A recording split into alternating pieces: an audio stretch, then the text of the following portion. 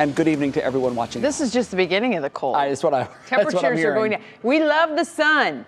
And when we look up and see the blue skies, everybody's like, it's amazing. And I look up and see the blue skies and go, we're in trouble. Be cold. Yeah. We have a wind chill advisory in effect for all of northern Ohio. We will check in with Matt coming up in just a few minutes. All right, look forward to that. First at 5, we have new pictures now of the damage left behind from a snowplow truck over the weekend. Troopers say the truck caused snow and ice to be thrown into oncoming traffic. And you can see pictures of the damage here. Here's Amanda Abraham with more. It was caught on dash cam video. Snow and ice hitting vehicles on the Turnpike in Erie County. Here, you can see one vehicle swerving to the side of the road. Plow just caused an accident. These moments are now part of an active investigation. State troopers say the snowplow driver was traveling on the inside lane, hurling the snow and ice over the median and into oncoming traffic. At least 12 people were injured and over 50 vehicles were involved. Today, more photos were released showing the damage left behind. Turnpike officials say the snowplow driver was placed on administrative leave pending the investigation. And we're going to have more coming up at 6 o'clock tonight with a look into another snowplow incident that was captured in Summit County. Jay? Manny, do we know, will the driver be charged with anything? Where does the investigation stand and what happens next? Well, state troopers are still in the process of collecting all that information and organizing the evidence that they have. And of course, they have a lot to comb through with over 50 vehicles involved. They're going to send that once it's completed to the Erie prosecutor for a review, and then a recommendation of possible charges could be next. All right. Wow. Amanda Abraham live from the newsroom. Amanda, thanks. Betsy?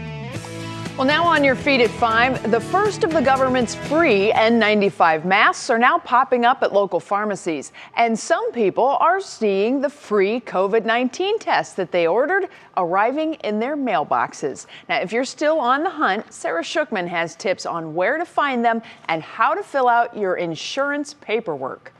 After getting vaccinated, the best tools in our COVID toolbox continue to be masking and testing. And finally, getting them for free is getting easier. This is like perfect opportunity to grab it and have it in your house. And I work in the medical field, so I definitely think this is a good idea. Myers seems to be the first place to find one, or 3 rather, of the 400 million N95 masks the White House is shipping out from the Strategic National Stockpile. We picked up ours in Mentor. There's no process, just walk in and grab a pile near the grocery entrance.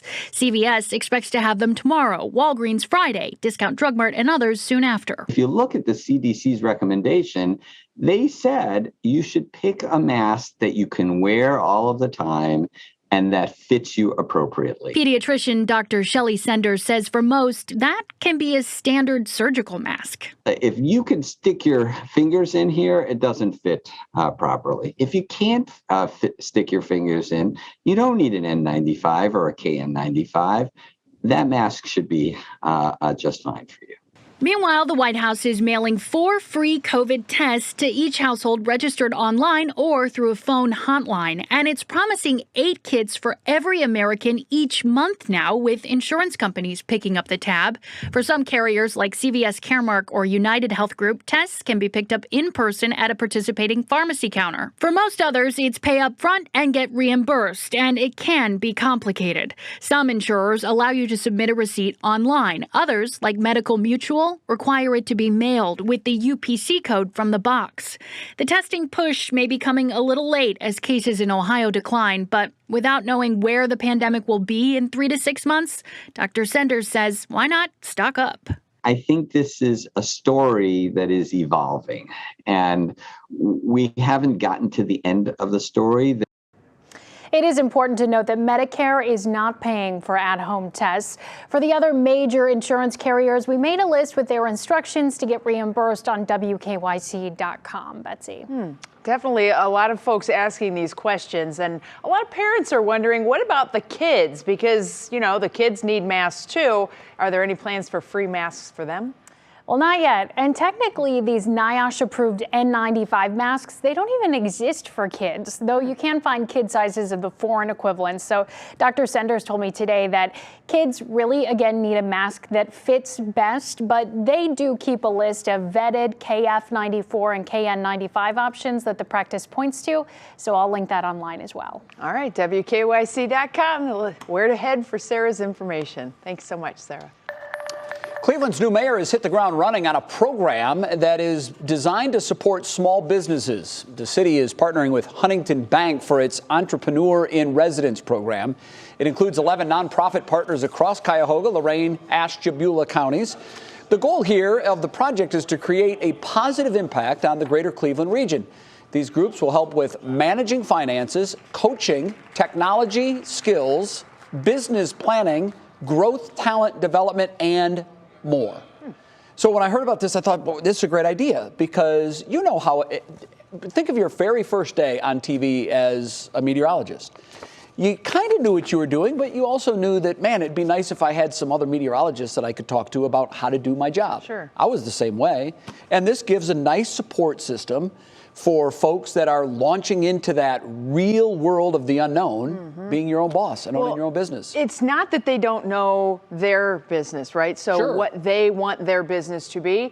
But think about the accounting and all of the receipt keeping, all of, you know, the business side of background it, stuff. yeah. Really, that's the part that stymies a lot of people in this. If you don't have a good business plan going in, your business is not going to make it. Yeah, it's really tough because you almost have to be an expert in two areas. One, whatever your field is. Exactly. And then also in the business world. And so many businesses fail, not because the owner didn't know their business, it's because they didn't know how to run the business. Right. So this is, I think it's a great program, and hopefully it will help some of these smaller, newer businesses get off the ground and stay in the air. We definitely would need that, certainly. Well, speaking of staying in the air, getting off the ground, staying warm, man, this cold air is making things a little different around here. We're starting to see a lot of ice, especially on Lake Erie, and frozen waterfalls and ponds and lakes. Well, for some, it could be very tempting to have a little fun on the ice, but the Coast Guard says not so fast. Our Emma Henderson tagged along with them as they trained for water emergencies this winter. And Emma, you got some really good advice. I did. Actually, the training was going on basically right behind me. And one of the big things that I learned is even when you're all bundled up, even in these big puffy coats, it's really not going to do absolutely anything for you if the ice gives way and you end up falling into that chilly water. Now, hypothermia is a major concern for your body. As soon as it hits the water, it can set in so quickly, from seconds to minutes, especially while we're dealing with temperatures we're seeing right now. So their best advice is to completely stay off the ice altogether. But they're aware not everyone is going to listen, so they ask that you at least bring a buddy and tell people exactly where you're going, what you're doing, and when you'll be back, because it can take just a few minutes for things to turn deadly. If you fall through the ice, kind of control your breathing. Make sure that you establish an ice shelf so you get your arms on top of the ice to pull yourself out. And once you stay cool, calm, and collective, it could really help you on the long run to get out of the water. Calling 911 if someone falls through the ice will get you to the Coast Guard if it's on Lake Erie or your local fire department. But remember, in the winter, it can take longer to get to you because those ice impact the ability for boats to actually get through. And one other quick tip that people might not be thinking of because they think of ice as a solid surface, well, that solid surface could give away any second, so bring a flotation device with you if you are one of those people who's going to end up going on the ice anyway. Betsy? Definitely something to think about. Emma, I saw you rolling around here with a blanket on top of your coat inside the newsroom, so I know you got a chill when you were out there today. One thing I do want to add, Emma, for folks who may be thinking about coming up and seeing the ice on Lake Erie, we have a southwesterly wind tonight and tomorrow. That is an outbound wind. That means if you're on the ice and the ice breaks free, you're headed out into the middle of Lake Erie. Over the past few years, we've had people trapped on ice floes. They end up a mile offshore. There's a big rescue, and they end up possibly having to pay the bill for that rescue. So make sure you stay off of that ice. Great information today, Absolutely. Emma. Thank you so much. Appreciate it. Well, coming up next for us here on What's New, dry January benefits. Why some may want to continue the no alcohol trend that's set to wrap up in just a couple of days.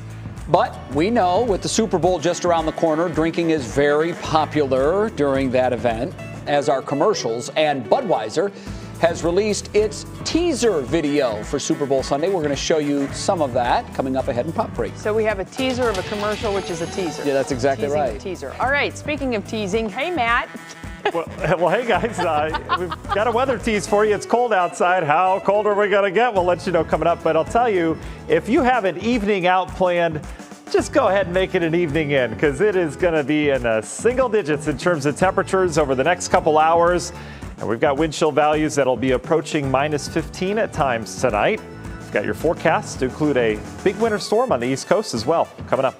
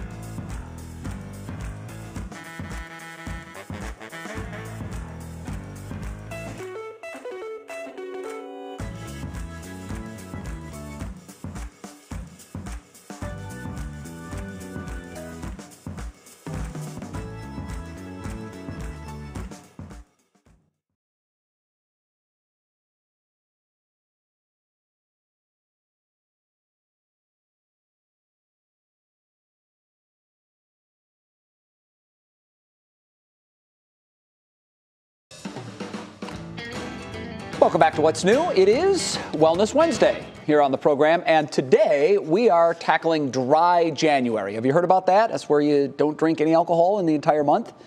Well, we're almost at the end of that. If you tried it, I hope you succeeded.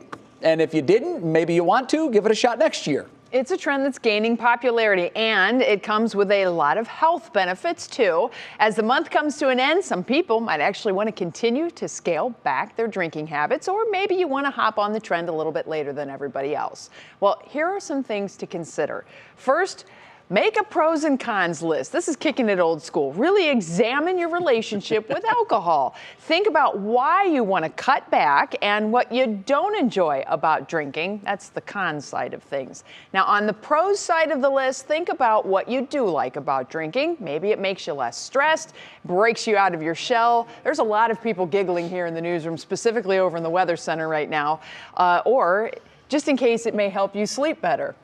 I think Matt was laughing at something else. He's not paying a bit of attention to what we're saying right now. He's shaking his head.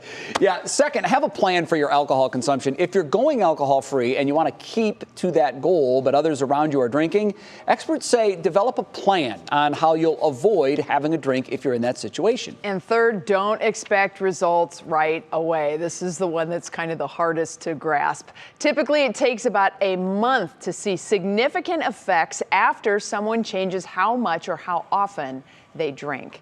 And I think people often, think immediately this is for the other people who do their drinking, just a little sip not after for me. work every day, or Right. they think it's for somebody else. That's where that pros and cons list comes in, and especially if you write down how often you drink and how much you drink when you drink. Yeah. That gets to be a little bit of a startling statistic, especially coming off of the holidays. I've never been a big drinker. I mean, obviously, there are periods in my life, college, where I drank more than any other time in my life. But social drinker at most, maybe a drink or two per month. Mm-hmm. I really don't indulge. But I will say, if you come to the realization that it's having a negative impact on your life, maybe it's not a bad idea to give it a try for a month to be without. And once you can then you can measure the benefits of it. Wow, right. I feel so much better. I'm less puffy. I have more energy. Because that's one of the side effects, is it will drain your energy. Yes. Drinking alcohol. Especially the day after. That's what I base it on. How good do I want to feel tomorrow? How many days in college did you have the I will never have another drink again moment? Oh, there's just once or twice. I had a handful. That's all I'll say about that. You better take it. Go. You need a weather word, sober. Sober? Yeah. Nice. I mean, I figure it's going to be fun watching him try to put that into the weather forecast. I have a feeling he's got no problem putting it in there. He'll get it in there. Sobering maybe, but sober? Sober, oh, yeah. Man, okay. All right, we'll get that. I was not laughing at that story, by the way. No, I knew you weren't. I threw out a call for different words rather than Arctic, all right? And frigid, I've been saying that too much. And some of these words that are What's New Family's coming up with on Facebook, amazing. Well, share them with us. Well, I will. During the forecast. Next segment, that's another tease. Okay. Yeah, you got to watch another 40 minutes of this newscast to get that. So I'm sufficiently teased. Here we go. Doing a little math at the Weather Center as well. We're at 168 hours below freezing. Remember a couple weeks ago I said about 200 hours?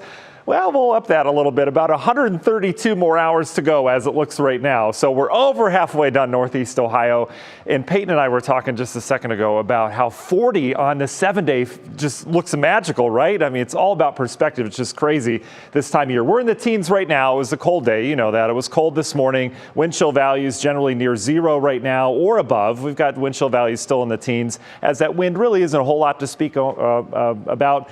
But in terms of the cold air, this is another shot of cold air. The core of this is going to move through here tonight. You can see some of these numbers. Marquette, Michigan at -12. Wausau, Wisconsin sitting at -8. That is an air temperature right now. And the core of this, as I mentioned, is going to kind of shift through tonight. And then we've got a little warm up on the backside. Should make it well into the 20s tomorrow. How about that? Wind chill advisory, though, out for most of our counties. Tuscarawas, Carroll County, you're the hot spot, but still, it's going to be cold down there. Bottom line, dangerous cold tonight. Exposed skin, you're going to have some problems if you're out and about for more than 10, 15 minutes or so. All right, here's your air temperature. Here's your wind chill number, that second box there. Wanted to give you a different look here. This is tonight around 11 o'clock. Temperatures are going to nosedive over the next couple hours after that sunset. And you notice how we go through time. They don't change much tonight. 6 a.m. tomorrow, feeling more like -5 to -15 degrees. Wind isn't going to be a whole lot tonight. We'll see some breezy conditions at times, but overall, it's just going to be cold outside tomorrow morning at the bus stop, that morning commute as well. We rebound quite nicely towards the afternoon. It's like becoming sober at the end of a cold spell here. We've got temperatures that'll be up in the 20s as we get into the afternoon. After I say these guys, I don't even know if they make sense. I have to go back and watch it again. National Design Mart hour by hour forecast. In terms of the weather, we're going to have clear skies tonight. That'll help everything to kind of settle down. Clouds are going to increase pretty quickly tomorrow. This is our next system coming in. We'll likely spit out some snow on radar by tomorrow afternoon and evening. Not a big snow by any means. This is another Arctic shot heading south. Temperatures will eventually be much cooler on Friday and Saturday once again. And this is going to drive a system down to our south. We've been talking about this for a couple days. As this Arctic air dives south, it's going to meet up with some energy off the eastern coast. And this is still looking like a whopping system off the east coast. Impacts will be felt very little here in Northeast Ohio, but they're going to have likely blizzard conditions up and down the eastern seaboard Saturday and Sunday. In terms of snowfall, well, they're going to be dealing with it, perhaps 1 to 2 feet, maybe even some 3-foot totals. This goes all the way up towards Maine. For us, it just drags down more cold air, but we're going to have likely some sunshine off of this, as you can see here in the Union Home Mortgage 7-day forecast. Sunny skies on Saturday, but it will be cold as that cold air gets dragged down. Sunday, some flurries with a weak system that slides through. And next week, we've been talking about gets interesting again. We play with some warmth, and then we have some cold behind that. A couple storm systems heading our way for Betsy's favorite holiday, Groundhog Day.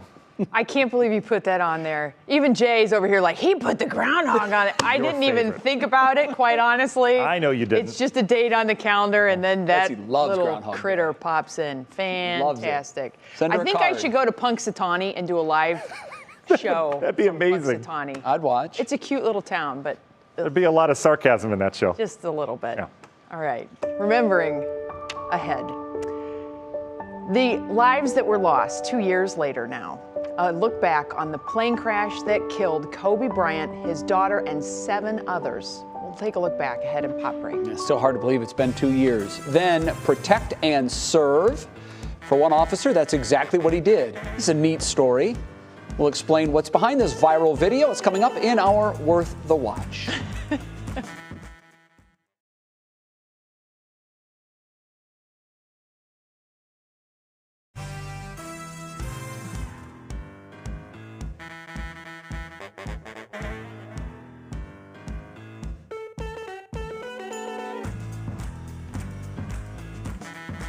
We are chatting today about sad news yet again, because we cannot escape it. No.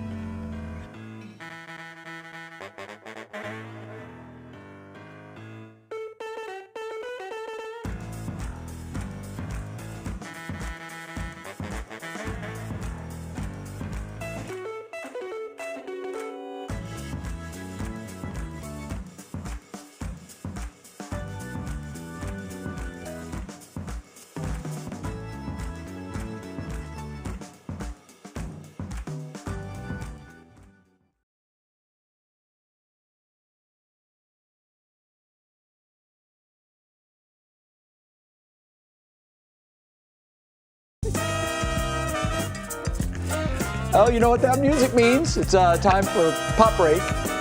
And that means that Kara Cotton is joining us now. Kara, you know, we're making a little bit of a hard turn here because there is more news out of Hollywood. And, you know, we think back 2 years ago. I can't believe it's been 2 years. Oh. It is certainly hard to believe this tragic news, but it's been 2 years since we learned of the tragic death of NBA legend Kobe Bryant, his 13-year-old daughter Gianna, and 7 others who were killed in a helicopter crash. The group was headed towards Thousand Oaks for a youth basketball game where their helicopter crashed in the hills above Calabasas. Officials blame the crash on pilot error, saying he became disoriented and lost control while flying through the cloudy conditions. Today, we remember Kobe, Gigi, John, Carrie, and Alyssa Altobelli, Christina Mauser, Sarah and Peyton Chester, and Araya Zobayan. And the countdown to the Super Bowl Sunday is on, and sure, we care about the game and halftime, but the real fun is in the commercials. After taking a year off, Budweiser released a teaser video this morning saying it's coming back for the best commercial crown this year. According to reports, Anheuser-Busch, Budweiser's parent company, has 4 minutes of time during the big game to market its best products. In the past, they've been responsible for some of the best commercials of the year. And New York's Governor's Ball has announced its lineup for 2022. Headliners include J. Cole, Halsey, and Cleveland native Kid Cudi. The annual festival will take place at Citi Field in Queens, June 10th through the 12th. In its 11th year, organizers have decided to donate to the New York City's Mayor's Fund in support of the victims of the Bronx fire earlier this month. Tickets for the 3-day concert go on sale tomorrow at noon. And congratulations are in order for Brenda Song and Macaulay Culkin. The couple is living the sweet life after announcing their engagement today. Jay and Betsy. I think I read, you guys can help me on this, that the 30-second commercials were going for $6.5 million in this year's Super Bowl. That is correct. So a little quick math gives us the fact that they're spending $26 million on 4 minutes or two. How many minutes? Anheuser-Busch had 4 minutes, but that's not the total that everyone had. No, okay, so just for Anheuser-Busch, right. then that's $13 million a minute. That's $52 million they'll spend to tell Super Bowl viewers about their product. I already know about their product. Lots They of love it, eyeballs, though. That's what people wait for, right? Wow, that's incredible. Key, thanks. Sure thing. $52 million. I'm glad you did the math. I took care of that for you. It's time now for our Worth the Watch, and it is not every day that you have a police officer deliver food right to your front door. But here's why this one did just that for this South Dakota woman. Watch. No, I'm not who you're expecting, but your driver got arrested for things he had to take care of. So I figured I'd complete the DoorDash for you. Take care. Thanks. So the police officer arrested the DoorDash driver, but you look, protect and serve. So someone had to take this woman her food, and this police officer in South Dakota did just that. Now, I think that's going above and beyond, but kudos to him, Bets. And he didn't even get a tip. No, she The just took DoorDash the driver food. still gets the tip. It's already written into the bill. Maybe he can use that for his bond money. Good on him. That's pretty sweet. Yeah, really. I've never seen anything like that, but in this technological age, You can hear the lady still laughing in the house after the door She closes. is. That's cute. Inside, they were probably saying, "Why are the police here?" God, the police are here. I don't know. Did you do anything wrong? He's got your food. That's fantastic. Big day there in South Dakota. Coming up in the next half hour of What's New, Baker says bye-bye to social media again. We'll explain what he's posted and share some fan reactions to his big decision. Plus, early childhood education enrollment is declining. Daycare to preschool. We're going to talk about why it's at its lowest in more than a quarter century. And creating change. Most can agree they either invite change into their lives or they try to avoid it at all costs. We'll hear from a local change agent on how to make a positive change last in your life.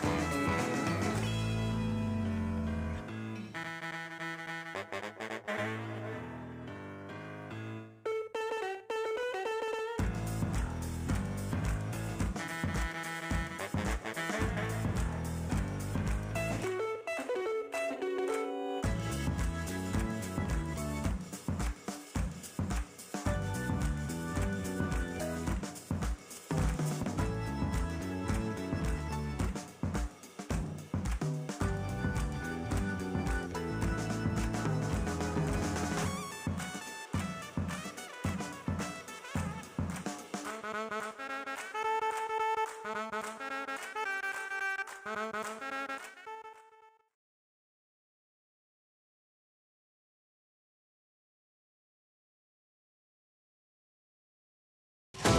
now, live from WKYC Studios, this is What's New.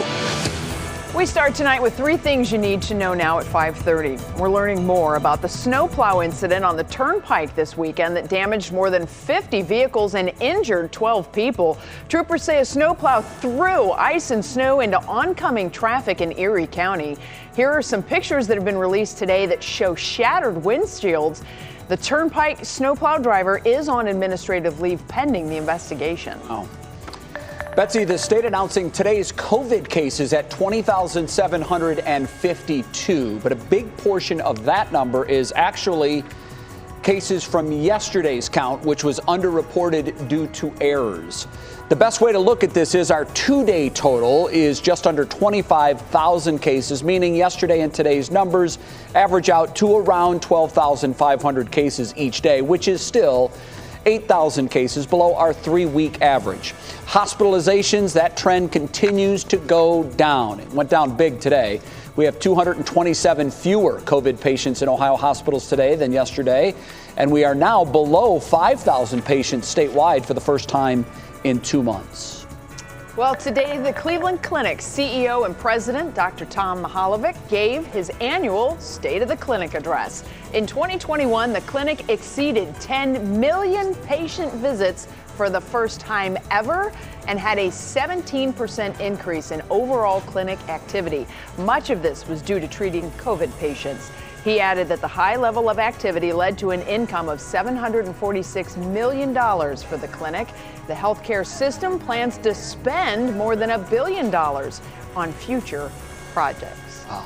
Lots of people getting treated, and that is just the Cleveland Clinic. You know, we also have Metro Health, and we also have UH, and so it's big business. It's been a pretty significant year, and remember too, in 2020, so many people had to put off going to doctor visits, so there's a lot of catching up that was done in 21. Yeah, I think they're still doing some catch up. Yeah. They really are, and they may be for a while. Well, with all of that, we welcome you back now to What's New here on this Wednesday afternoon. I'm Betsy Kling alongside Jay Crawford. It's cold out there, Jay. Man, it really is. And I guess we're going to, in total, be 300 straight hours where we're below freezing. You're so excited about a stat with numbers. Yeah, I am. That's over 12 days. But you say that's really not unusual for January. It's cold in January. You know, one thing I'm curious about, maybe Matt can hook this up because I know he loves this kind of thing. How does this January compare to, say, last or the last couple? Is it colder? Are we on pace? Matt's looking at me like, why did you just give me a homework assignment? I'm good. Yeah, you don't need to. We'll have that at 6. Okay. Oh, no. Good. I am downloading Lake Erie ice maps right now. It's over 50% frozen now, isn't it? Yeah, but don't think that it's like solid sheet of ice. Right, it's just 50%. icing. It's like a slushy. Yeah, that's not good for ice fishing. No. Okay, on to our top talker. You probably heard this news. Browns quarterback Baker Mayfield, no stranger to drama on social media. Well, as of last night, and for the foreseeable future, that will no longer be an issue. That's because he posted on his Instagram story last night that he's getting off social media for the foreseeable future. He said he's got to do what's best to focus on himself, family, and loved ones, and that he appreciated all of the support. He ended it by telling people that might be interested in contacting him for marketing or business-related items that he can contact the address that's seen there. I don't love that part of it. I love that he's getting off social media. I do, because it's clear it's become a huge distraction for him. But that little line at the bottom, if you're interested in hitting me up about marketing, it's because part of the complaint is that he's spending a lot of his time on marketing and commercials anyhow. Right. And where's the on-field product? Yeah, and look, I understand there's 24 hours in the day and there's a lot of time to do commercials and still prepare. And then a lot of folks say, well, hey, you know, Tom Brady's everywhere and so is Patrick Mahomes and so is Aaron Rodgers. True. They've planted the flag in the top of the mountain. They've won Super Bowls. So when you reach that point, I do think it's okay from a PR standpoint to go out and do every commercial that you can get your hands on. Yes. Because this isn't, you know, these careers aren't forever, as we know.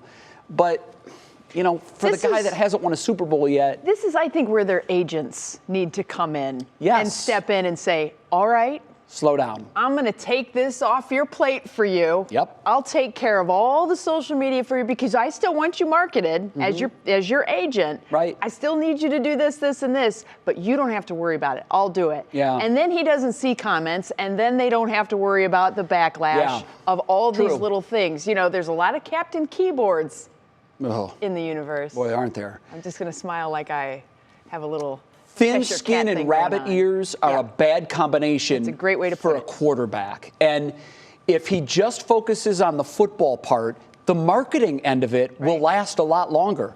But without a football career, there is no marketing stuff. Well, now we've talked all about, you know, ignore the comments and everything. So let's talk about comments.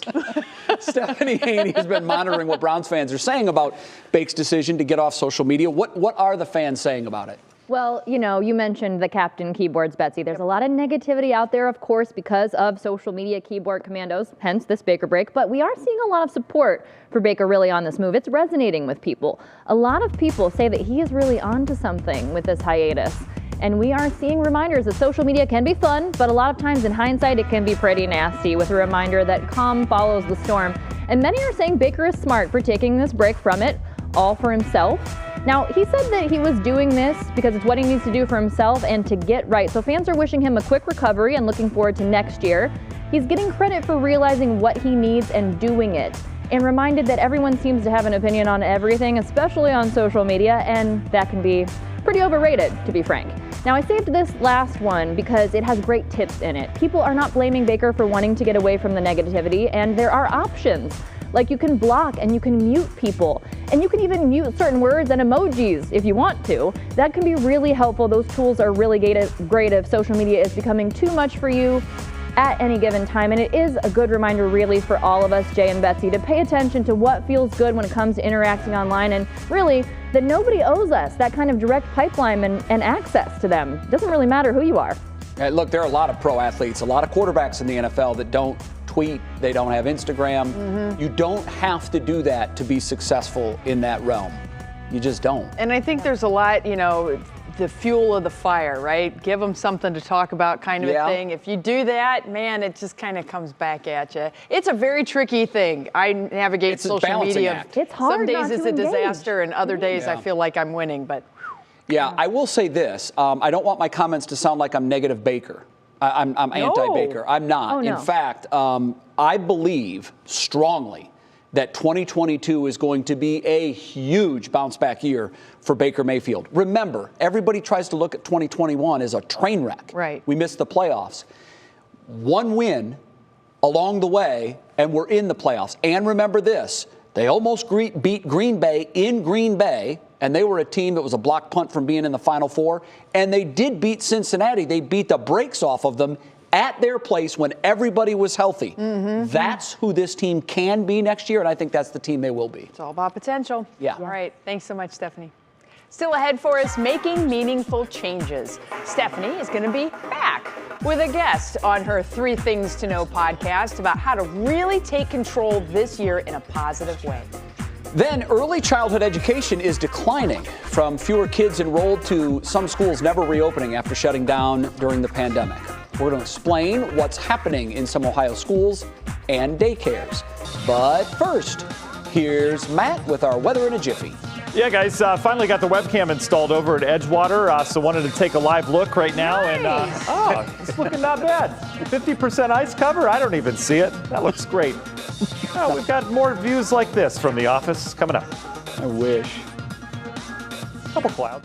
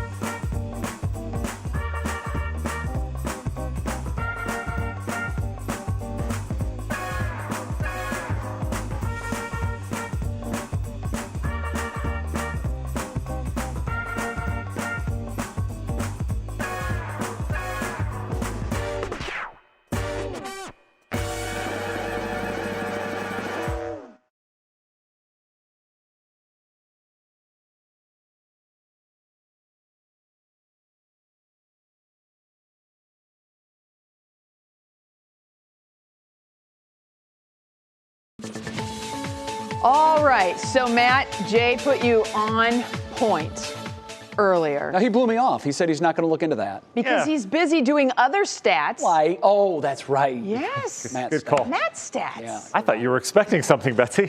No. I have a lot for you. I got to keep you on your toes, though, I you know. appreciate that for sure. We're going to keep you on your toes as well with this one. This always. is a good one today, guys. Okay. Any answer could be right.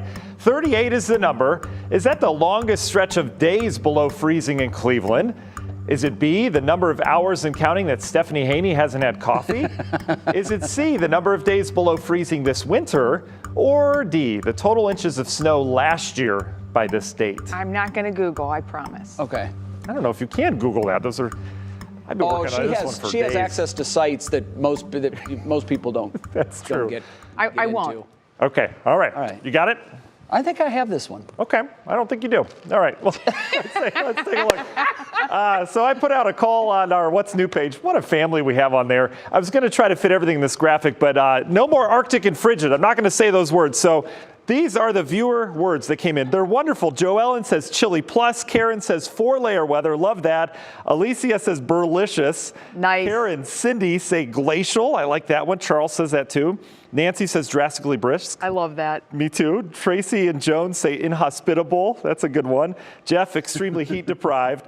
Elisa says bloody cold in a British accent. Where's the British accent? I can't do accents at all. Betsy can. Bloody cold. I told you. so Yeah, Betsy, I'll I'm not throw sure if that was down Betsy any or day. Adele. Oh, I love I'm that. really not. And Bill thank you. says character building. I think that's one of my favorites. And then Alice says January in Ohio. Alice is keeping it real. You would fit right in with the weather team. I love it. Anyway, great suggestions. Thank you, everybody, for that. Wind chill advisories tonight, though, out for most of Northeast Ohio. Is this going to be, Betsy? It's going to be what tonight?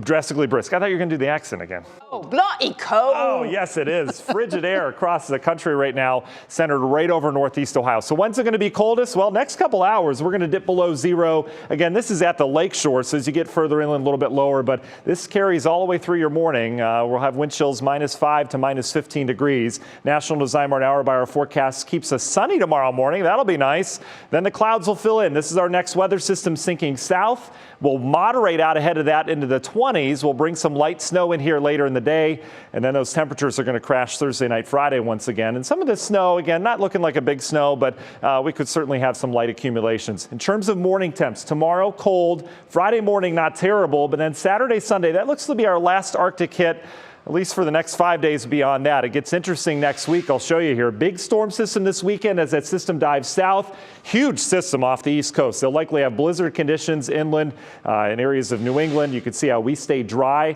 And then next week's system, here's an early look at it. We bring some rain and mild air out ahead of that. And then just a mess somewhere in the Midwest in terms of that ice and snow behind it. Right now, it looks like we just go from rain to snow, but definitely a little bit stormier next week as it looks right now. Union Home Mortgage 7-day forecast. We deal with snow flurries next 2 days, and then Saturday we clear on out with some cold air in place, and then we moderate out ahead of our Groundhog Day next Wednesday with a little bit of rain. All right, 38. What do you got? A. Oh, A. Okay. A. Betsy? Okay. What do you think? I'm debating between C and D, quite honestly. Both are close. Both are close. Fantastic. How about 38 inches of snow? Was that for last year or to this date? Last year by this date. Yeah, So, I'm going to do that. I think it was 27 for that. Oh. Answer is Jay Crawford. Man, I cannot stump Seriously? this guy. Yeah. That was the longest stretch of consecutive days in Cleveland, 38. Yeah. Below freezing. Right now we're Bloody at 6. cold. So what I did is I jumped into Matt's head. He gave a stat that said, we've already had 168 hours below freezing. Right. We're going to have another 132. And I said, I bet that forced Matt to see what's the record in Cleveland. Right. Man, Jay. And you did not have confidence in me. Well, I did secretly. I just didn't want to verbalize it. I don't like this game. Nice Thank job, you, Matt. Jay Crawford, again. I'm going to get him walk off again. All right, coming up, everybody, early childhood education is a vital part of a child's development. But right now, preschool, Head Start, and daycare enrollment is at its lowest in more than a quarter century. It's a decline due to COVID, and that's especially impacting our most vulnerable children. January Keaton has tonight's Education Station. A little over 40% of our nation's 3 to 4-year-olds attended preschool in 2020. The first time since 1996, the attendance rate dropped below half. So that was kind of one of our first real inklings of, wow, enrollment is just dramatically different than it ever had been. Census data shows preschool enrollment fell 25% in 2020 due to COVID shutdowns. That's 1.2 million fewer children enrolled than the year before.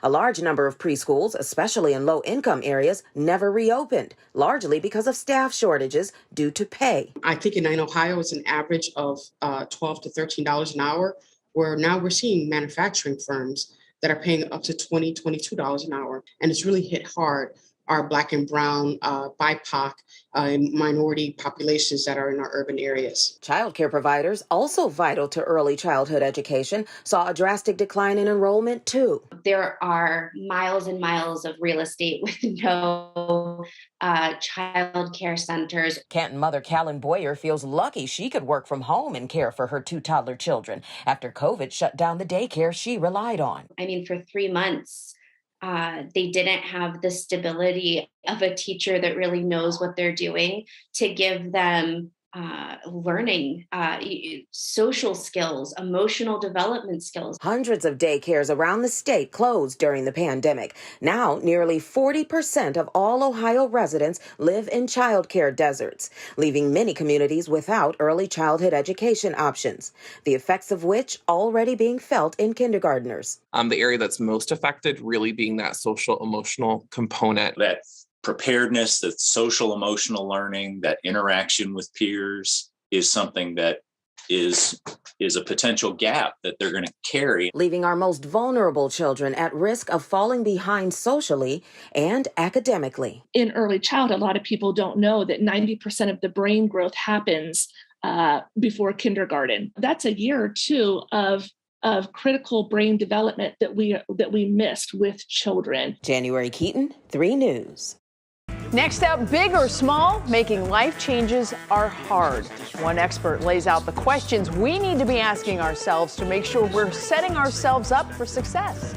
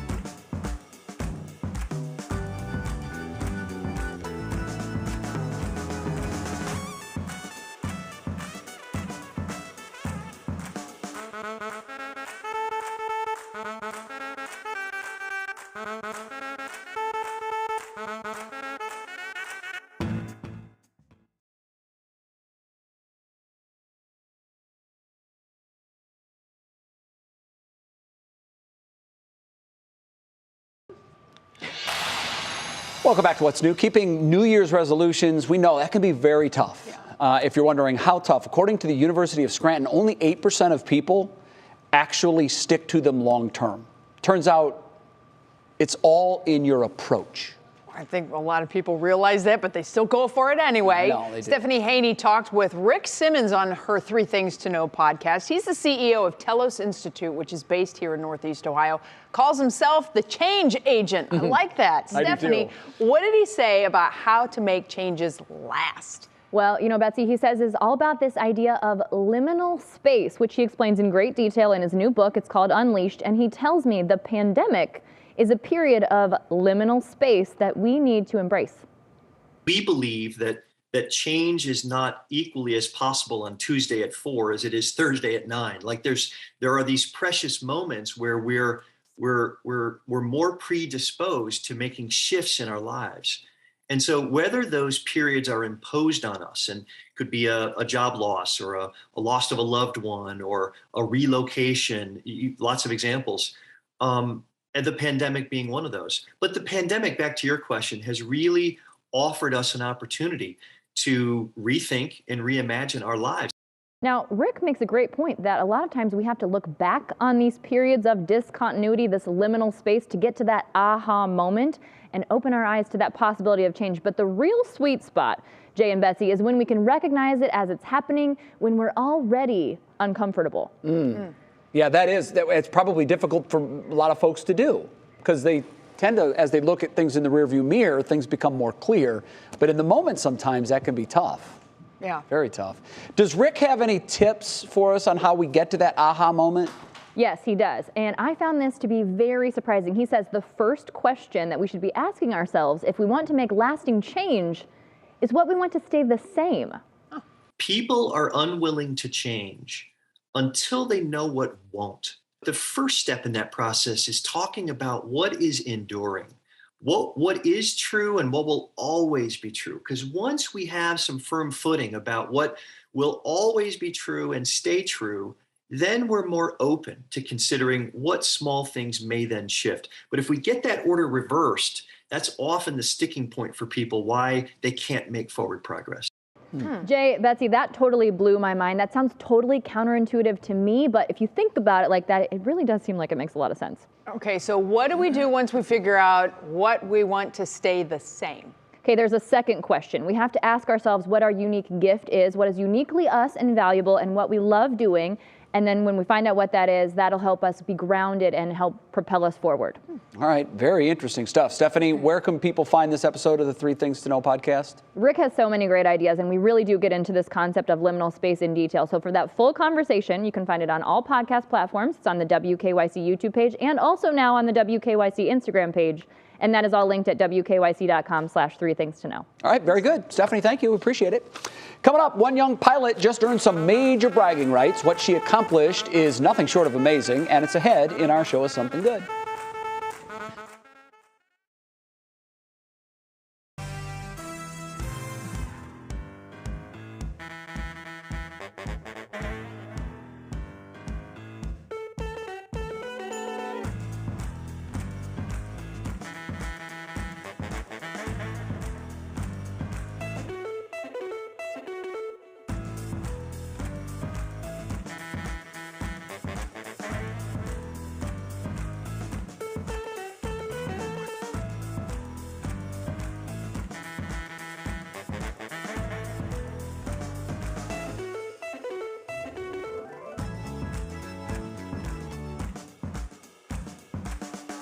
How are you? Testing 1, 2, 3. Testing 1, 2, 3, 4. Nevertheless.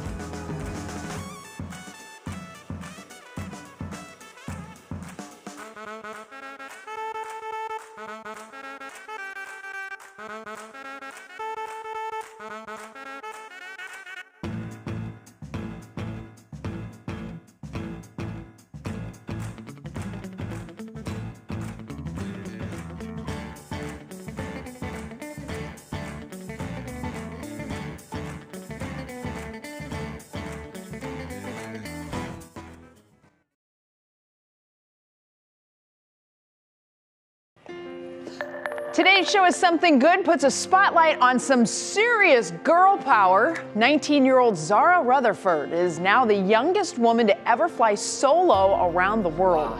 The British-Belgian pilot launched her journey 5 months ago. She flew over 5 continents, 52 nations, covered 32,000 miles. She did it all by herself. That is a STEM girl right there. Telling hundreds of millions of girls around the world, yes, you can. 19 years old, right? That's amazing. We're out of time. Thank you so much for joining us. We're back tomorrow at 5, and we hope to spend time with you then. What Matters Most with Russ and Laura starts right now. Now at 6, snow plow damage. More images and new details about the harrowing ordeal on the Turnpike that left dozens of cars damaged and drivers injured after getting sprayed by snow from a rogue plow. Also, state of the hospital. There will be more challenges to come. We know that we can depend on one another. The Cleveland Clinic reveals the impact the pandemic has had on the healthcare system and what the future may hold. Politics and money. Big news from Washington today with changes on the Supreme Court and the Federal Reserve stepping in to try to slow inflation. And danger on the ice. How long have you been in the water? 40 minutes. 40 minutes? Our Emma Henderson hits the frigid waters of Lake Erie for a lesson on why this frozen natural wonder is so dangerous this time of year. From the WKYC studios, this is What Matters Most. And good evening. Thanks for being with us. I'm Russ Mitchell. And I'm Laura Caso. Tonight we're learning more about the weekend Turnpike incident that left dozens of cars damaged. Photos released today show the damage left behind after troopers say a snowplow truck caused ice and snow to be thrown onto oncoming traffic. Manny Abraham has the update. It was caught on dash cam video. Snow and ice hitting vehicles on the Turnpike in Erie County. Here, you can see one vehicle swerving to the side of the road. Plow just caused an accident. These moments are now part of an active investigation. State troopers say the snowplow driver was traveling on the inside lane, hurling the snow and ice over the median and into oncoming traffic. At least 12 people were injured and over 50 vehicles were involved. Today, more photos were released showing the damage left behind. Turnpike officials say the snowplow driver was placed on administrative leave pending the investigation. The incident captured the attention of drivers, including John Javon of Monroe Falls. He wasn't involved in the Turnpike accident, but he dealt with his own snowplow experience in Summit County on Sunday. It was captured on his dash cam. Passed underneath the I-76 bridge, and before I knew it, there's snow falling on top of my car. My 2 young children were in the back seat, and they said, "Daddy, what was that?" He later confirmed the snow came from an ODOT snowplow driver on the bridge. ODOT released a statement to WKYC that read, quote, "Our job is one we take very seriously. We have reviewed the situation with our plow driver and have been in contact with the motorist that was struck. We will use this opportunity to remind our drivers of their responsibility to be vigilant while doing their job." ODOT officials we spoke to say drivers are trained to slow down at bridges to limit how far that snow is pushed off to the side of the road by the plow's blade. As for the Turnpike incident in Erie County, state troopers are still collecting and organizing the evidence, and when that's completed, that's when they're going to send it to the Erie prosecutor for review and a recommendation of possible charges, Russ. Okay, Manny Abraham in the newsroom. Thank you. Another harrowing ordeal, this time along a busy highway in northern Indiana. This morning, a crash left a FedEx semi-truck hanging off the side of an overpass. The trailer was dangling off the bridge over a set of railroad tracks below. That driver somehow managed to escape, and police say he could not stop the truck in time on those icy roads. It took hours to pull the truck back onto the bridge.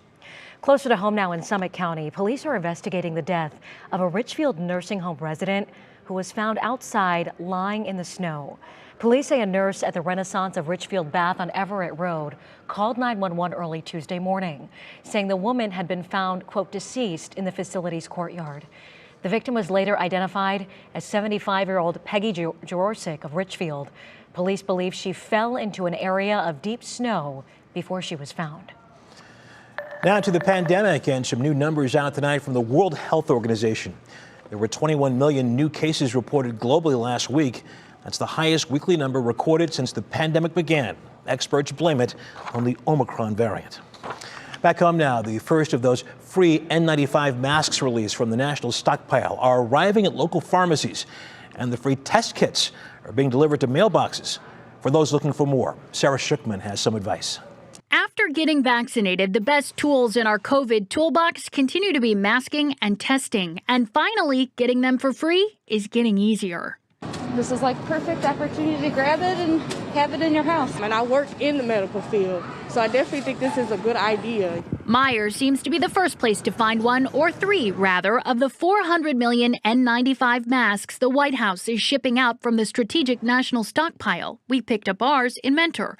There's no process, just walk in and grab a pile near the grocery entrance. CVS expects to have them tomorrow, Walgreens Friday, Discount Drug Mart and others soon after. If you look at the CDC's recommendation, they said you should pick a mask that you can wear all of the time and that fits you appropriately. Pediatrician Dr. Shelley Senders says for most, that can be a standard surgical mask. If you can stick your fingers in here, it doesn't fit properly. If you can't stick your fingers in, you don't need an N95 or a KN95.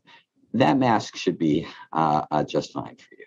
Meanwhile, the White House is mailing 4 free COVID tests to each household registered online or through a phone hotline. And it's promising 8 kits for every American each month now, with insurance companies picking up the tab. For some carriers like CVS Caremark or United Health Group, tests can be picked up in person at a participating pharmacy counter. For most others, it's pay up front and get reimbursed, and it can be complicated. Some insurers allow you to submit a receipt online. Others, like Medical Mutual, require it to be mailed with the UPC code from the box.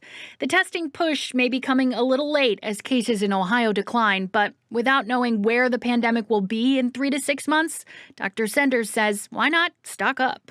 I think this is a story that is evolving, and we haven't gotten to the end of the story. I do want to note Medicare is not paying for at-home tests. For other major carriers, we made a list with their instructions to get reimbursed on WKYC.com.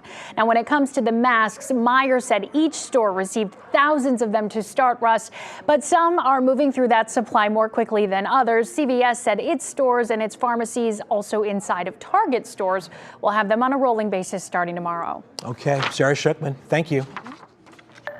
New tonight, the Cleveland Clinic gave us an inside look at how the pandemic has impacted everything from the hospital system's workflow to its bottom line. Our Isabel Lawrence joins us now with that story. Good evening to you, Isabel. Good evening, Laura. The Cleveland Clinic held their State of Clinic address this morning, which featured a presentation from the hospital's CEO. And despite the COVID-19 pandemic, which has put a drain on resources, the hospital system said it's celebrating a year of achievements in patient care, research, and new projects. And the pandemic helped the clinic to report its best year yet financially. Over the past year, in a time of the greatest need, we served more patients than ever. This has yielded our finest financial performance, remarkably, during the pandemic. Cleveland Clinic can become the undisputed best place for care in the world and the best place to work in healthcare. Now, for perspective, in 2021, the clinic, for the first time, exceeded 10 million patient visits and had a 17% increase in overall clinical activity. The hospital says that high level of activity led to income of $746 million, or a 6% increase. The clinic attributing the growth to the fact they cared for more COVID-19 patients than any other healthcare system in Ohio, and those patients tended to be sicker and they needed more complex care. Now, the healthcare system also says it will spend over $1 billion on future building projects, with nearly half of that money being used to update existing facilities and other projects like the new Mentor Hospital next year and the expansion of the Cole Eye Institute. All right, good to know. Isabel, thank you. A big announcement from the Supreme Court today. Justice Stephen Breyer says he's retiring. The 83-year-old liberal justice has been in the court for 28 years and will step down at the end of the term this summer. As for his successor, White House Press Secretary Jen Psaki said today that President Biden stands by his campaign pledge to appoint the first black woman to the Supreme Court. A Northeast Ohio political rematch is in the works. Former Ohio State Senator Nina Turner is entering the race to face off once again with Congresswoman Shontel Brown. Brown defeated Turner for the 11th district seat just last summer in what turned into a heated special election. I spoke with Turner just before her announcement. Why are you running again? I'm running for this office for the same reason that I ran the last time, that this greater Cleveland deserves a champion, and not much has changed in changing the material conditions of the poor, the working poor, and the barely middle class. So the reasons are still the same, to lift the people. As you know, Cleveland is the largest poor city in the country, and this region really deserves a leader that is going to fight, not just vote the right way, but fight for what is needed. The contest will come as Ohio's congressional map remains a question mark after the Supreme Court struck down a Republican-drawn version of the map earlier this month. By the way, the 2020 primary is set for May 3rd. Today, the Federal Reserve announced a way to try to cool inflation by way of interest rates. This comes as the nation is still dealing with the fallout from the pandemic, supply disruptions, and decades-high levels of inflation. NBC's Stephanie Rule has more. So the official statement from Fed Chair Jay Powell today was that this is a complicated economic picture and we need to be humble and nimble. While we do have full employment and we are in an economic recovery, the inflation situation is a problem. That's why, while they're not doing it today, he very strongly signaled and put us in a position to expect that there will be a rate hike come March, and there could be more after that. Now, what does that mean for the everyday person tomorrow? Well, it means going forward, it could cost you more to get a mortgage, a bank loan, a credit card. So for those who are preparing for this rate hike in March, if you need any of those things, it would be a good time to lock them in now. But remember, the reason for doing this, for the overall reason, is to try to slow down the rate of inflation, prices continuing to go up. So if we do see rates go up a little bit, hopefully that will be overshadowed by prices going down a bit more. I'm Stephanie Rule, NBC News. Tonight, taking a break from social media, that is. White Browns quarterback Baker Mayfield says he's taking down his online presence for a while. And danger on the ice. It's beautiful this time of year, right? But it is deadly. And the Coast Guard shows us why it's never a good idea to get near Lake Erie ice. Speaking of ice and cold, Betsy is here with a look at this chilly forecast. Yeah, we'll have a little bit different perspective on that Lake Erie ice coming up in the full forecast, but we have a wind chill advisory that is in effect for all of Northeast Ohio. Wind chills going sub-zero tonight. We may have some school delays tomorrow morning because of it. We'll break it all down for you straight ahead. Right now, what we've learned about a so-called stealth Omicron, how it differs from the main variant, also with the Fed signaling interest rate hikes, advice about purchases you may want to make now when we see you ahead on Nightly News. What Matters Most is sponsored by the Calvetta Brothers Floor Show. It's time to fall in love again with your home.